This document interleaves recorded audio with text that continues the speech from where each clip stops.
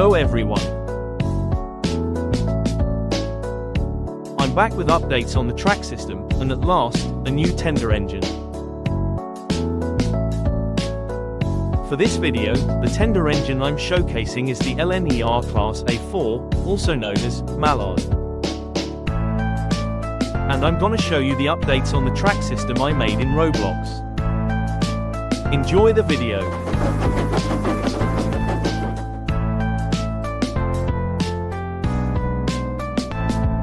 The LNER Class A4 is a class of streamlined 4/6/2 steam locomotives designed by Sir Nigel Gresley, the man responsible for designing many Great Northern Railway and London and North Eastern Railway trains.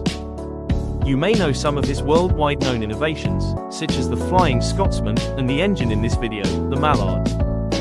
For this video, the model I'm showcasing is specifically the model with wheel covers, because there are more than one version of the locomotive, such as the 60009 Union of South Africa, the 60007 in blue and wartime black livery, and the Silverlink. Now let's get on to the design of the model I made. When I was first designing the engine, I struggled to pick between 6 studs and 5 studs wide, then I tried to make one in 6 studs wide. Yeah, this is too wide, I'm definitely choosing 5 studs wide. Not only because my first attempt looks ugly, but because as you can see in the final model, the width ended up wider than 5 studs cause of plates sticking out as the wheel covers. When designing, problems were inevitable. I originally planned to motorize this model with a well-known third-party component, circuit cubes. It was going well when designing it with motorization in mind. The mechanism wasn't hard. However, when I got to the boiler, I wasn't able to recreate the curved look and stability of the boiler with the cubit motor taking the space, and even after this video was made, I had no way of incorporating the motor, so that idea was scrapped. Next came the front of the boiler and the funnel. Although finding a solution for the angle of the front is like Math 505 at Harvard, I managed to get a result I'm satisfied with. When I was working on this part, I placed the cheese slope on the front curvature of the boiler, thinking it wouldn't look good, but after doing so, I thought to myself, wait, this isn't that bad, it's kinda good.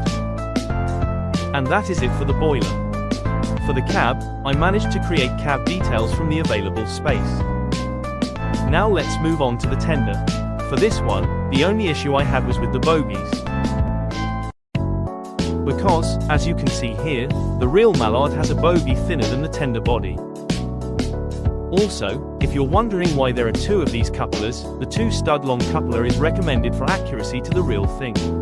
Even though when I was testing it in the game, there were no collision issues, I made a 3-stud long coupler just in case. As of this video, the 2-stud long coupler works best with curves above a radius of 36 studs. Oh right, I also made a tender with the LNER text, which I decided not to showcase, but it is still included in the instructions at the end of the video. I feel like that's about it. Now let's move on to the next segment, which is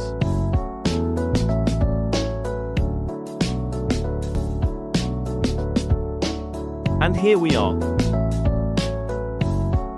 Let's start with the curves. Each one has a different radius. This one has a 24-stud long radius. This one has a 36-stud long radius. And this one has a 48-stud long radius. Let's move on to the next batch of track curves.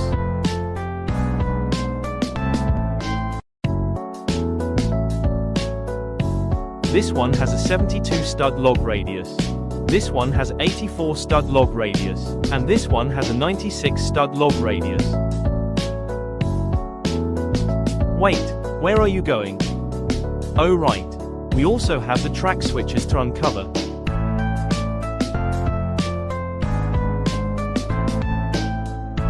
As you can see here, these switches go inward, designed to split into 2 parallel tracks. The red 1x1 act as the button for switching.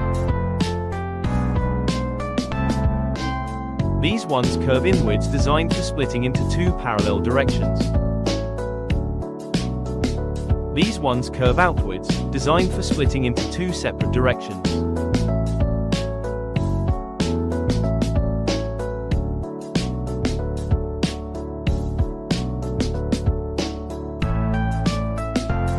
This is the new and updated layout for my showcases.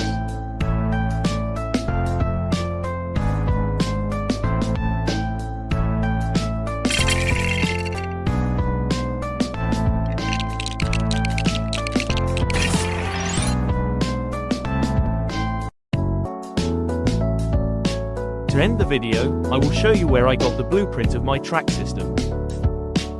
This is Trixbricks, a well-known third-party train track seller providing high-quality 3D prints and injection-molded parts of various train tracks for standard and narrow gauge. If you look at their site, they provide many switches and crossovers for narrow gauge in varying curve radii that I have left to recreate and integrate into the track system, but don't worry, for they will be made. And just like any model that I made, the instructions for them are available at Rebrickable, link in descriptions. And that's about it. Thank you so much for watching, and I'll see you in my next video. Bye.